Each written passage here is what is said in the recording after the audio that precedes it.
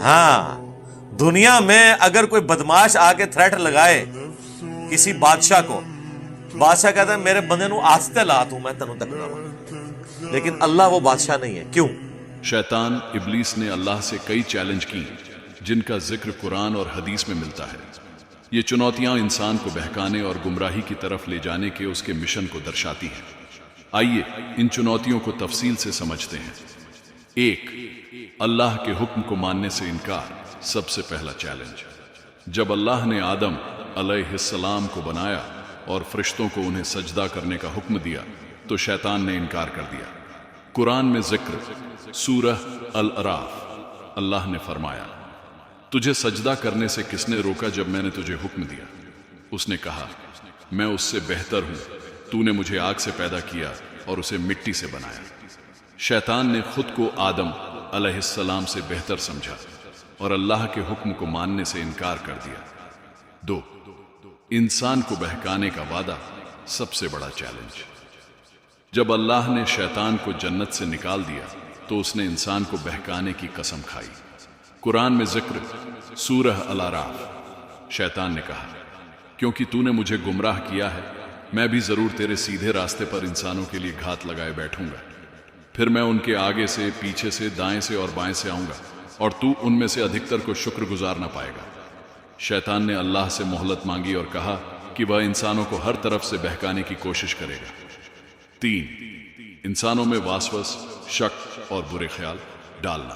شیطان کا ایک بڑا چیلنج یہ بھی ہے کہ وہ انسانوں کے دلوں میں برے خیال ڈالے گا تاکہ وہ اللہ کی راہ سے ہٹ جائیں۔ قرآن میں ذکر سورہ الناس، وہ جو لوگوں کے دلوں میں وسوسے ڈالتا ہے، جنوں اور انسانوں میں سے ہے۔ 4، انسانوں کو غلط راستے پر لگانے کی کوشش۔ شیطان نے یہ بھی وعدہ کیا کہ وہ انسانوں کو گمراہی کی طرف لے جائے گا تاکہ وہ غلط کام کریں۔ قرآن میں ذکر سورہ النساء، میں انہیں گمراہ کروں گا، ان میں جھوٹی خواہشیں پیدا کروں گا اور انہیں حکم دوں گا کہ وہ اللہ کی بنائی چیزوں کو بدل ڈالیں۔ 5، لے جانے کی کوشش۔ شیطان کی سب سے بڑی چال یہ ہے کہ وہ زیادہ تر انسانوں کو جہنم میں لے جانے کی کوشش کرے گا۔ حدیث میں ذکر صحیح مسلم حدیث 2813، اللہ کے رسول نے فرمایا شیطان سمندر میں اپنے تخت پر بیٹھتا ہے اور اپنے شیطانوں کو بھیجتا ہے۔ سب سے بڑا شیطان وہ ہوتا ہے جو انسانوں میں سب سے زیادہ فساد ڈالتا ہے۔ 6، انسانوں کو غفلت اور تکبر، گھمنڈ میں ڈالنا۔ شیطان چاہتا ہے کہ انسان اللہ کی یاد سے غافل ہو جائے اور اپنے تکبر، گھمنڈ کی وجہ سے صحیح راستے سے بھٹک جائے۔ قرآن میں ذکر سورہ لقمان، دنیا کی زندگی تمہیں دھوکے میں نہ ڈالے اور نہ ہی وہ بڑا دھوکے باز شیطان تمہیں اللہ کی یاد سے غافل کر دے۔ 7واں، گناہوں کو خوبصورت بنا کر پیش کرنا۔ شیطان کا ایک اور چیلنج یہ ہے کہ وہ گناہوں کو انسانوں کے لیے خوبصورت بنا دے گا تاکہ وہ اسے اپنائیں۔ قرآن میں ذکر سورہ الحجر، شیطان نے کہا اے میرے رب، کیونکہ تو نے مجھے گمراہ کیا میں دھرتی پر ان کے لیے گناہوں کو خوبصورت بنا دوں گا اور میں ان سب کو گمراہ کروں گا۔ 8، بدعت، نئے نئے غلط کاموں کو بڑھاوا دینا۔ شیطان صرف گناہ ہی نہیں کراتا بلکہ ایسے کام بھی انسانوں کو کرنے کے لیے اکساتا ہے جو دھرم میں نہیں تھے۔ بدعت، حدیث میں ذکر صحیح مسلم حدیث 767، اللہ کے رسول نے فرمایا جو کوئی ہمارے دین میں کوئی نیا کام نکالے جو اس میں نہیں تھا وہ کام رد ہے۔ نتیجہ، شیطان کے یہ چیلنج ہمیں بتاتے ہیں کہ وہ ہر سمبھو کوشش کرے گا کہ انسان گمراہ ہو جائے، لیکن اللہ نے بھی انسان کو ہدایت دی ہے کہ اگر وہ اللہ کی کتاب، قرآن اور رسول کی سنت کو اپنائیں گے تو شیطان کا کوئی بس نہیں چلے گا۔ سورہ النحل، نشچت روپ سے جو لوگ ایمان لائے اور اپنے رب پر بھروسہ کیا ان پر شیطان کا کوئی بس نہیں چلتا۔ شیطان کا بس تو انہی پر چلتا ہے جو اسے دوست بناتے ہیں اور اسے اللہ کا شریک ٹھہراتے ہیں۔ نشکرش، شیطان نے اللہ سے انسانوں کو بہکانے کا چیلنج لیا ہے، لیکن اللہ نے انسانوں کو بچنے کے طریقے بھی بتائے ہیں۔ جو اللہ کی راہ پر رہیں گے وہ شیطان کے چنگل سے بچ سکتے ہیں۔ قال اخرج منها مذءوما مدحورا، اللہ تعالیٰ فرمائے گا نکل جا یہاں سے ذلیل اور راندہ درگاہ ہو کر۔ جب اس نے کہا نا کہ میں آگے سے پیچھے سے دائیں سے بائیں سے ان کے اوپر حملے کروں گا، اکثر لوگوں کو میں ورغلا دوں گا، بے شک تو اللہ نے اب ہونا تو چاہیے تھا، اللہ تعالیٰ کہتا میں تکنا میرے بندے کو تو کس طرح کرتا ہے۔ ہاں دنیا میں اگر کوئی بدماش آ کے تھریٹ لگائے کسی بادشاہ کو، بادشاہ کہتا ہے میرے بندے کو آستے لا تو میں تینوں تکنا، لیکن اللہ وہ بادشاہ نہیں ہے۔ کیوں؟ اس لیے کہ اللہ نے یہ مخلوق اس لیے پیدا نہیں کی ہے کہ اللہ تعالیٰ ان کے اوپر حکومت کرے، اس لیے پیدا کی ہے کہ انہیں اختیار دے اور یہ اپنی مرضی سے اللہ کو چنے۔ یہ محبت کا جذبہ وہ جذبہ ہے جو اللہ اپنی مخلوق سے چاہتا ہے، اگرچہ اللہ اس محبت کا محتاج نہیں ہے، لیکن اللہ تعالیٰ اپنے بندوں سے چاہتا ہے کہ وہ مجھے چاہیں۔ تو جب اللہ کی ڈیمانڈ ہے نا اپنے بندوں سے، پھر اللہ تعالیٰ کہے گا کہ اچھا شیطان جو میرے ساتھ غداری کر رہا ہے تو ٹھیک ہے میں اسے بھی جہنم میں پھینک۔ اللہ اکبر۔ ایک مثال دنیاوی طور پہ، اگر کوئی عورت بدکار ہو تو خاوند اسے قبول نہیں کرتا، یار خاوند نہیں شرک برداشت کرتا، اللہ تو بہت غیرت ہے۔ یہ اللہ کی غیرت ہے کہ جب شیطان نے کہا نا کہ میں انہیں ورگلاؤں گا تو اللہ نے یہ نہیں کہا کہ میں ان کی حفاظت کروں، اللہ نے کہا اچھا میں کتابیں بھیجوں، میں پیغمبر بھیجوں، میں انہیں آخرت کی فلم پہلے چلا کے بتا دوں، اس کے باوجود یہ تیرے پیچھے چلے تو ٹھیک ہے، پھر یہ تیرے ہی ہیں، لے جائیں، کوئی گارنٹی نہیں، یہ غدار ہے، میں ان کو اپنے ساتھ نہیں رکھنے کے لیے۔ اللہ اکبر۔ یہ ہے جناب کتابوں کا خدا۔ آپ کو خدا بتایا گیا بوڑھی نانی اماں ہے، اینڈ تے سارے نو ہی معاف کر دو نا۔ اللہ فرما رہا ہے جس نے شیطان کی پیروی کی، شیطان تیرے ساتھ انہیں بھی میں ذلیل و خوار کر کے چلوں گا۔ نکل جا یہاں سے ذلیل و خوار ہو کر۔ لمن تبعک منہم لأملأن جہنم منکم اجمعین، جو کوئی تیری اب پیروی کرے گا نا تو میں جہنم کو بھر دوں گا تجھ سے اور تیرے ماننے والوں سے۔ جاؤ نکل جاؤ، دفع ہو جاؤ یہاں سے۔ اوئے ہوئے ہوئے سرکار، یہ جب میں پڑھتا ہوں نا آیات تو میں کانپ اٹھتا ہوں۔ اس کائنات میں اگر انسان کا کوئی واحد سہارا ہے نا تو اللہ کی ذات ہے۔ بے شک۔ تو یہ شیطان کی پیروی اتنی بڑی بیماری ہے کہ اللہ بھی ہاتھ چک لیتا ہے۔ تو اس سے پہلے کہ اللہ ہم سے ہاتھ اٹھا لے اور وہ ہمیں سپورٹ کرنے کے لیے راضی نہ رہے، اس کے دامنے کرم نہیں بنا دیا۔ اس لیے آپ دیکھیں یہ قصہ آدم اور ابلیس جب سورہ صاد میں آیا نا، سورہ صاد جب کنکلوڈ ہوئی ہے نا جی، کس شان سے کنکلوڈ ہوئی ہے، انسان حیران ہو جاتا ہے۔ یہی بات وہاں پہ بھی ریپیٹ ہوئی ہے، ظاہر بار بار یہی باتیں ریپیٹ ہو رہی ہیں۔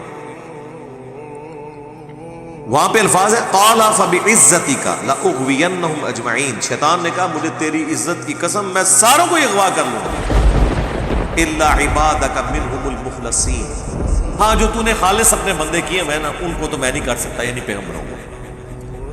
قال فالحق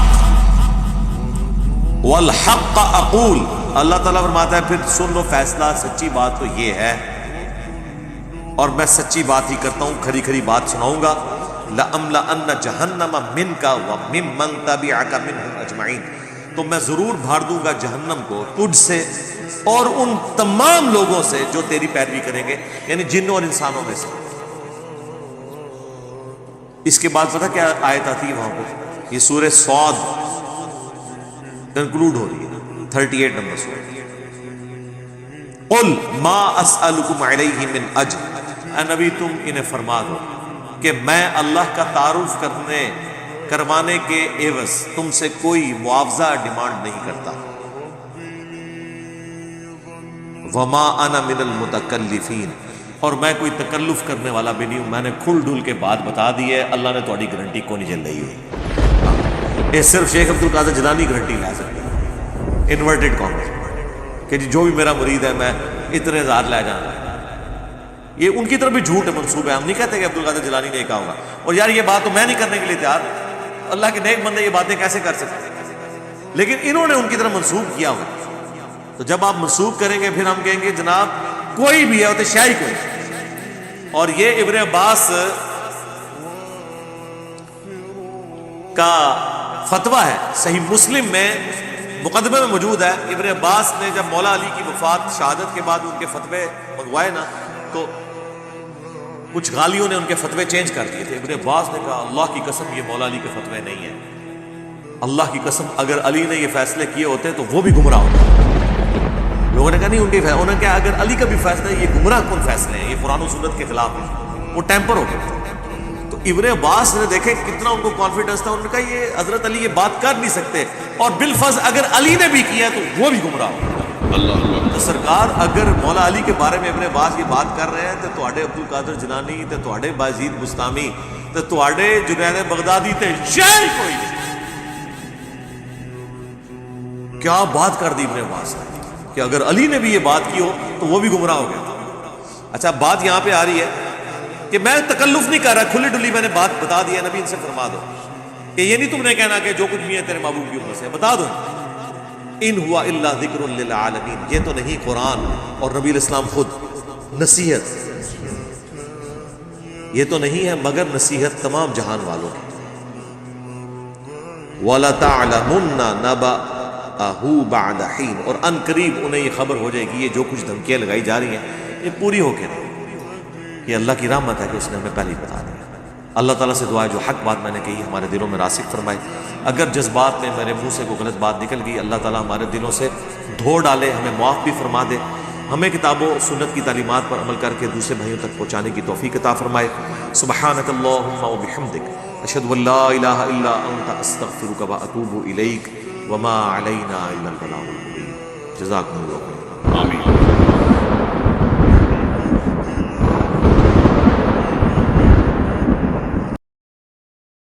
شیطان کو ہرانے کے لیے ہمیں اسی کے چیلنج کو سمجھ کر اس کے ہر وار کا جواب دینا ہوگا۔ قرآن اور حدیث میں شیطان سے بچنے اور اسے ہرانے کے کئی طریقے بتائے گئے ہیں۔ آئیے وستار سے سمجھتے ہیں کہ ہم شیطان کو اسی کی چالوں میں کیسے ہرا سکتے ہیں۔ 1، اللہ کی یاد کو اپنی طاقت بنانا۔ شیطان کی سب سے بڑی کوشش یہ ہوتی ہے کہ انسان اللہ کی یاد سے غافل ہو جائے، اسی لیے ہمیں ہر حال میں اللہ کا ذکر کرتے رہنا چاہیے۔ قرآن میں ذکر سورہ الاحزاب، اے ایمان والوں اللہ کو بہت زیادہ یاد کرو اور صبح شام اس کی تسبیح کرو۔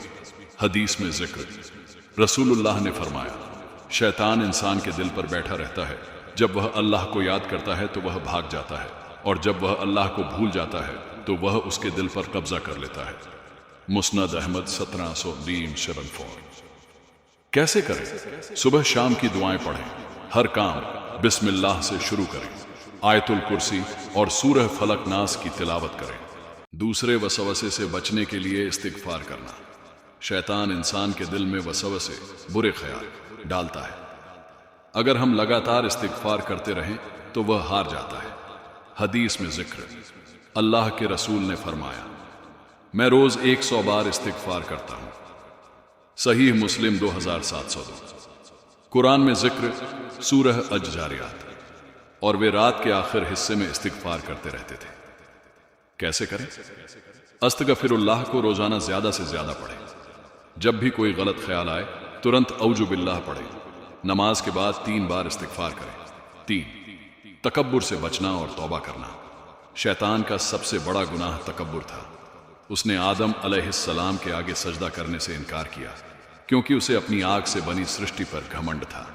قرآن میں ذکر سورہ الحدید، تاکہ تم اس پر گھمنڈ نہ کرو جو تمہیں دیا گیا ہے، اور نہ ہی اس پر افسوس کرو جو تم سے چھن گیا۔ چوتھی، گناہوں سے بچ کر اللہ کی پناہ مانگنا۔ شیطان کی چال یہ ہوتی ہے کہ وہ گناہوں کو خوبصورت بنا کر انسان کے سامنے پیش کرتا ہے، اسی لیے ہمیں ہر وقت اللہ کی پناہ مانگنی چاہیے۔ قرآن میں ذکر سورہ النحل، جب تم قرآن پڑھو تو شیطان کے دھکے سے بچنے کے لیے اللہ کی پناہ مانگ لو۔ حدیث میں ذکر رسول اللہ نے فرمایا جب انسان کوئی گناہ کرتا ہے اور پھر توبہ کر لیتا ہے تو اللہ شیطان سے کہتا ہے دیکھ میرے بندے نے گناہ کیا لیکن پھر مجھ سے معافی مانگ لی، اب میں اسے معاف کر رہا ہوں۔ مسند احمد 2183۔ 5، بدعت، نئے دھرمک ریتی رواج سے بچنا۔ شیطان صرف گناہ ہی نہیں کرواتا بلکہ دھرم میں نئی چیزیں، بدعت ڈال کر بھی لوگوں کو گمراہ کرتا ہے۔ حدیث میں ذکر رسول اللہ نے فرمایا، جو کوئی ہمارے دین میں کوئی نئی چیز جوڑے جو اس میں نہیں تھی وہ کام رد ہے۔ صحیح مسلم 867۔ 6۔ صبح شام کی دعائیں اور قرآنی سورہیں پڑھنا۔ رسول اللہ نے ہمیں کچھ دعائیں سکھائی ہیں جن سے شیطان سے بچا جا سکتا ہے۔ حدیث میں ذکر رسول اللہ نے فرمایا، جو شخص صبح اور شام آیت الکرسی پڑھے اسے شیطان کوئی نقصان نہیں پہنچا سکتا۔ صحیح بخاری 2311۔ 7ویں پانچوں وقت کی نماز پابندی سے پڑھنا۔ نماز شیطان کو ہرانے کا سب سے بڑا ہتھیار ہے۔ قرآن میں ذکر سورہ العنکبوت۔ نماز برائی اور بے حیائی سے روکتی ہے۔ حدیث میں ذکر رسول اللہ نے فرمایا، اگر کسی کے گھر کے سامنے ایک نہر بہتی ہو اور وہ اس میں دن میں 5 بار نہائے تو کیا اس کے بدن پر کوئی گندگی رہ جائے گی؟ اسی طرح 5 نمازیں انسان کے گناہوں کو دھو دیتی ہیں۔ صحیح بخاری 528۔